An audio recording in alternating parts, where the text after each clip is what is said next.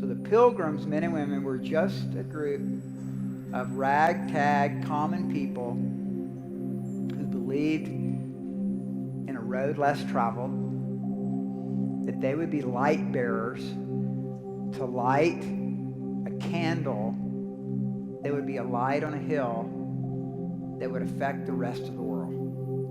William Bradford, the first governor of the colony, would later write these words: "As one small candle may light 1,000, of the light kindled here has shone unto many, yea, in some sort to our whole nation. We have noted these things so that you might see their worth and not negligently lose what your fathers have obtained with so much hardship." So may we not forget, as we have just come through an election cycle, as we are praying for our president and our president-elect, as we have the freedom to gather here, that freedom and the opportunity to vote, and I know that most, if not almost everyone in this room did vote in our election. That was won some 400 years ago through the labor of a group of men and women that believed in something greater. And I say that to close with this: the frontiers are not done yet. I like to go, when I've been in Alaska, I spoke at a pastor's conference in Alaska a number of years, and they called it the last frontier. Alaska's the last frontier. That's not true. There's so many more frontiers, men and women. What a great time to be alive. There are things happening today, and we see it even in our political system as well as in our church, that are really exciting. God's doing new things.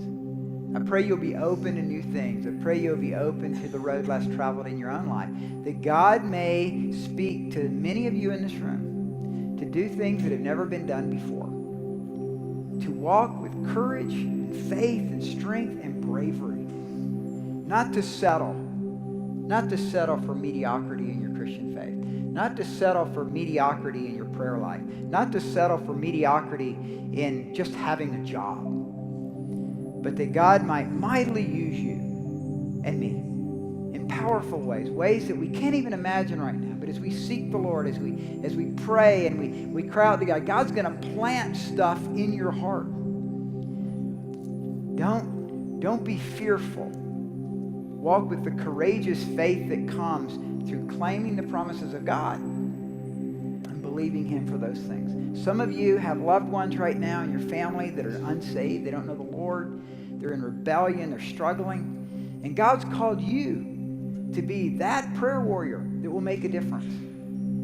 These neighborhoods all around this church are full of men and women who never understood, never been explained, never been guided into a personal, vital, dynamic, growing relationship with Jesus Christ. And God has us here for such a time as this, to fast, to pray, to seek the Lord. You've got neighbors on both sides of your house, and you have the freedom. Isn't that exciting? We have the freedom to share our faith